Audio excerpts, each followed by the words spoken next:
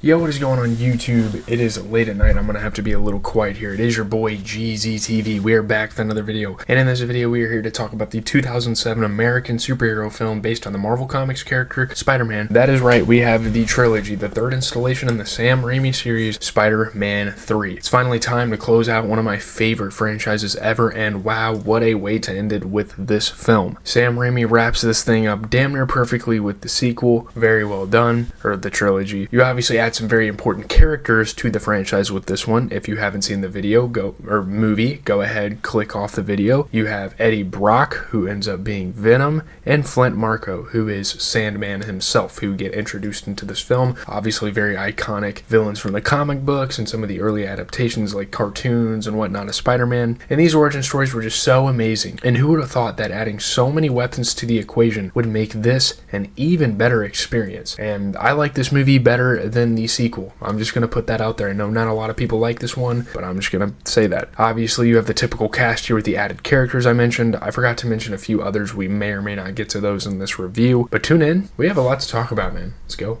You guys know how these videos go. We go through the premise, we go through the good, the bad, the okay, and then we give it a rating with a review. Premise time. This movie follows once again Peter Parker, who is played by the amazing Tobey Maguire, and MJ, played by the also amazing Kirsten Dunst, who seem to finally be on the right track in their complicated relationship, but trouble looms for the superhero and his lover, and we will get to how sudden that was in this review. I do have a couple of things to say that aren't so positive about this film. We'll get to that in a second. Peter's Spider-Man suit turns black due to an alien symbiote and takes control of him, not only giving Peter enhanced power, even more than he was before as Spider-Man, but also bringing out the dark side of his personality. So it translates to like everyday life, which was a pretty cool element to me. Most people don't think that. Peter must overcome the suit's influence as two supervillains, Sandman and Venom, rise up to destroy him and all those he holds dear. However, he is not going at this alone. An old friend that he rekindles his relationship with joins the fight, and it all goes down here as this is the grand finale. This is how Raimi chooses to close out this franchise. Who decides to join Mr. Parker, and can they overcome some of the more overpowered villains yet? You will have to watch to find out. Again, I'm probably going to end up spoiling a lot of things, but if you haven't watched this movie, again, click off the video. It's much needed. You go watch it yourself before you see the review.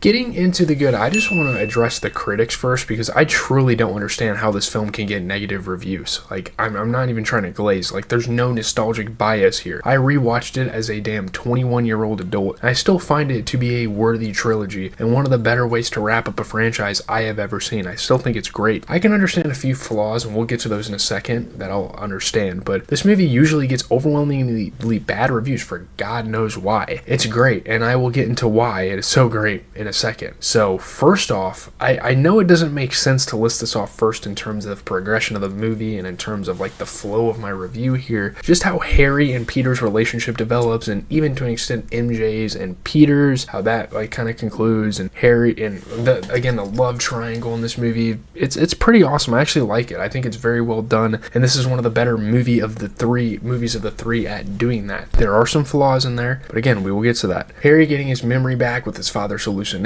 getting pissed at Peter, going right back to where he left off with even more pent-up anger that's been chugging along ever since his father died, and then he forgives him. I just loved that angle in this movie, and how it plays out is done to near perfection. I think it is awesome. I think the whole dynamic between Harry and Peter, it was so fucking awesome. I mean, the fact that he completely changed characters under the amnesia, and just that moment where, boom, I'm supposed to hate this guy, that was so intense, so menacing, and really made you feel a way, throughout the film. And I also thought it was cool how MJ turned into sort of a pawn or like a minion to Harry, like a kind of like a worker for him to an extent, and how she already kind of was on bad terms with Peter after he, kissed Gwen Stacy for whatever reason. I loved how they went for that sort of thing. That was awesome. The mind games that eventually turned to refound friendship, again, it is just so well done in this film. And how badass did it look when they teamed up to take out the villains? I think this third act is one of the better third acts we have gotten in any of the three Spider-Man movies. It probably probably is the best. It probably is my favorite out of the three, like, final fight scenes. Just the stakes, how fucking dope it was. That final fight was incredible. I mean, everything about it, just everything about that. I mean, I won't get into super specifics. You have the banging of the pipes. It was just fucking sick when they're on, like, the hoverboard and they're flying in together. It looks fucking awesome, dude. And obviously, you also get the forever complicated love of Peter and MJ. And although I think the second movie does the best with dealing with that relationship and that whole story angle is done better in the second film, I still think there was a lot of juice in the tank with this one. And again, well done by Raimi. Again, there are some flaws with that relationship, though. A lot of deeper meanings, consistent themes in this film. This might be the best written one out of the three. I think this is the most well written out of the entire trilogy. It's all, it's all about forgiveness, sympathy, giving up past grievances. I love that about this, and I think that's like a perfect angle to kind of go with if you're wanting to close out a franchise, or, at least this adaptation of it. The ability for Peter, I guess you should say Spider-Man, to forgive his uncle's killer, who turned out to be Sandman. That was a powerful moment and showed a lot about Peter's character. I also loved that plot twist, the fact that Sandman was Peter's uncle's killer. I think that was awesome. I just love how all the major characters just tie into this one. I think throughout the franchise, they never really skip a beat. They never really waste characters. And obviously you get Eddie Brock, who not a lot of people loved in this film, but I didn't mind him at all. You have him, who turns into Venom, and how he turned into him. His past with Peter and Spider-Man and that complex thing. And the whole thing with Gwen Stacy and how he used to date her. And just all of the motives to go after Peter Parker or Spider-Man. It was awesome. Like how he's in the church praying for people's downfalls, namely Peter Parker. And then this alien symbiote gooey stuff takes him over. And how that's kind of looming throughout the film, and it eventually finds a host in Ed. I just love the irony of that and how his character just kind of came to be, and the origin story of Venom is told really well in this movie. That scene was so awesome. The clock tower scene, great. One of the better ones of the film. And throughout this franchise, again, they do such a good job at taking notorious Spider-Man villains and just not wasting their potential to where they're just surface level bad guys or crooks. I think better than any of the other adaptations, any of the other series that they've done. I think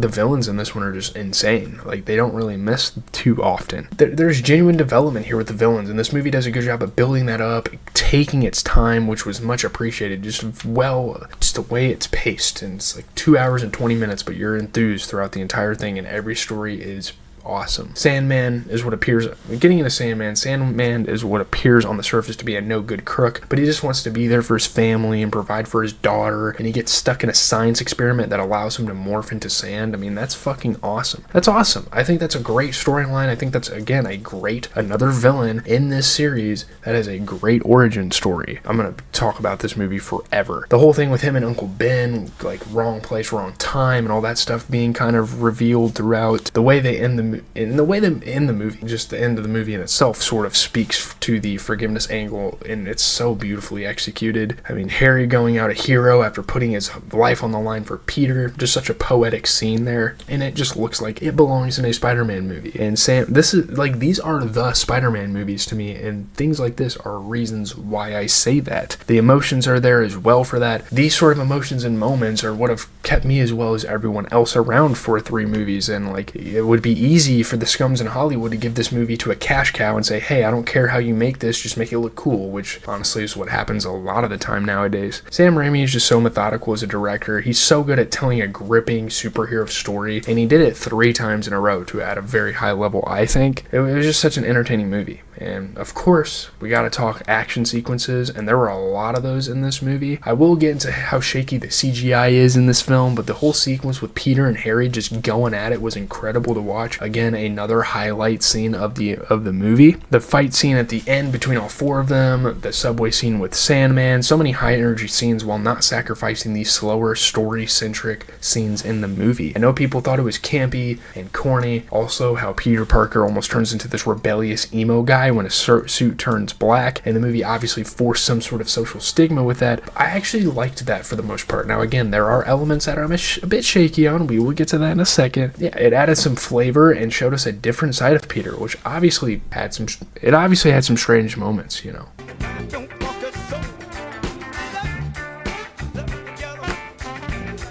But it was still pretty entertaining to an extent. Like, I've never really seen a superhero movie do this, where there's a sort of villain aside to a longtime hero. And I think it is well done here. I think that's a well thought out concept, and they executed it really well. And I just love some of his one-liners, You're trash, Brock. Excuse me? Your picture's a fake. Like, sometimes it's okay to be overly assertive and get in someone's face, and this movie kind of teaches you that to an extent. You know, it's crazy. You know it's crazy. You know when shit's going down, and Spider-Man intentionally tries to kill someone. I just like this break in character in general and how nonchalant he was about it. And also, getting into a side character with Jameson, that he was at his best in this film, and they really integrated him in this one more than they did in the others, and that was great, because I love every scene of this franchise that J.K. Simmons is in, and you're telling me that we get more of those? Sign me up. He made for some hilarious moments and was genuinely part of the story with Ed Brock kind of coming in and trying to take Peter's job, you know? J.K. Simmons is also literally the perfect guy to play this character. He's known for being sort of like a brash army sergeant style actor and play those type of roles, and this character is perfect for that. And I don't know if I've ever really said that before, but I also just like everything that goes into it. You know, talking about Sandman, the look of the character of him is so iconic with the striped shirt. The effects look so awesome when he's taking form or fighting another character. I will say those CGI moments were awesome. When he's like with the sand, I think the way they made sand on the CGI looked fucking cool as shit. He's just awesome. I don't know what else to say. I mean, the amount of memes that came from this movie, I mean, that just shows how iconic of a film it is. And then you get Venom, just like this harrowing character too. He's like black, he lurks in the night, looks awesome. And they did a great job with his effects and, you know, how they're like the character kind of morphs into this monster. That's the good. I don't know if I'm in the minority on this or not, but there are flaws to this movie. We'll get to that in a second, but one of the only things I wish for is that we got more of these movies. Now, I don't know if anyone's going to agree with me on that. I would have loved to get a fourth film, because there are other Spider-Man villains that were not explored somehow in this franchise. It would have been awesome. Like, I know it's perfectly fine as a trilogy, but just the way they developed and writ the villains, I kind of just wanted more, and that's kind of like the toxic thing of how great of a filmmaker Sam Raimi is. Like, give me fucking more of these things. There's plenty of great fourquels. I don't know what you would call that, but like, fuck it, man. Make another one with Rhino, Lizard, or even both in it. Maybe try the duo villain thing again. That would be cool. And they're both animals. That'd be pretty fucking awesome. You could do a lot with that. Also, we'll get into some genuine flaws. I mean, after everything they went through in the second film and then their eventual triumph, I don't get why this movie brought Peter and MJ's relationship back on bad terms. I don't know why, like, they couldn't have just lived happily ever after and we could have just focused on other things. That felt so abrupt that it didn't make much sense to me. Also, kind of how Peter acts in the relationship, like, how about you learn how to care for people instead of brushing them off? It was very frustrating to watch Peter Parker at times in this film, dude. Acts like kissing another girl as even as Spider-Man is no big deal. Like, I'm Spider-Man, I had to do it. I had to do it for the newspapers and the publications. Now Mary Jane has to walk around looking at newspaper articles of her boyfriend fucking kissing someone else, you know? I don't know. In terms of that relationship, Peter made some weird ass choices. Very toxic relationship in the first place, but dude, Peter Parker was a problem in that shit. I don't know if I said that was the bad, but that was the bad. Getting into the okay, I think just like the amount of Venom we got in this film could have been more. I think he could have either come forth sooner or was more involved in the movie than he was. It's obviously nice now, you know, years after that we got a franchise with Tom Hardy, even though I'm a little shaky on that franchise. But Venom definitely could have been in this movie more for sure. When he was, though, he was awesome, so there's obviously that. There's something we can obviously applaud. I know some people are kind of questioning the casting choice there, but I actually really liked Venom in this movie, and I liked that iteration. I think Tom Hardy's Venom is probably better. There you go. Sacrificing his screen time for Sandman was a bit silly in my opinion. Venom is easily the better villain out of the two, so he should have got more screen time. Sandman was pretty cool though. And just getting into the CGI, I'm a bit mixed on that at times. Some of it looked a little off and goofy, but again, some of it puts you into like this video game world, and it was so fun. So I'm kind of in the middle for that. Not a lot of people liked how video game like the CGI looked, but I actually really enjoy that aspect of the movie. It kind of merges the worlds. I think that's pretty cool. Plot convenience is sort of at an all-time high in this film. Magically, like the whole amnesia angle, although I like it, it completely erases Harry's memory, and him and Peter are friends again magically, even though they were on shitty terms. And the movie almost like blue balls their fans. Like, you're pinting up, boom, like, I'm pissed at you, Spider-Man. I'm gonna eventually get my shot, my chance. You know, Doc Ock goes away and now he has a shot, and then then boom, this accident happens, and all of a sudden they're friends again. That didn't really make any sense to me. I did kind of like getting the pre-Norman death Harry, though, for a short while, and I think that's why they did it, really. It's a bit silly, but again, when he turns back and his deceased father in the mirror reminds him what Spider-Man did, that sort of kind of made up for that. So they eventually brought it back, which is why it's kind of dumb to put this in the bad category. Also, definitely could have did that a little better. Yeah, of course. I have to address the emo stuff. Yes, it is forced. Yes, it is weird and very stereotypical, but I wasn't as bothered by it as other people were. Some people had some bad things, some crazy things to say about the emo angle here. The bar scene was very weird, but that's really the only sequence where it kind of falls on its face. It had even comedic elements to it. I said Tom Hardy's Venom is better than the other Venoms, so that's why I mixed on it. Could you imagine, though, if Tom Hardy was in this franchise as Venom? That'd be fucking crazy. That'd literally be perfect. But there you go. Phew, this video is going to be so long. Getting into the review, tier list time, let's get it. Unpopular opinion, I liked this one better than the sequel. I know I didn't have as much bad to say about the sequel as I did this one, and I know you guys are going to kill me for this, but honestly, I don't care. I think this is better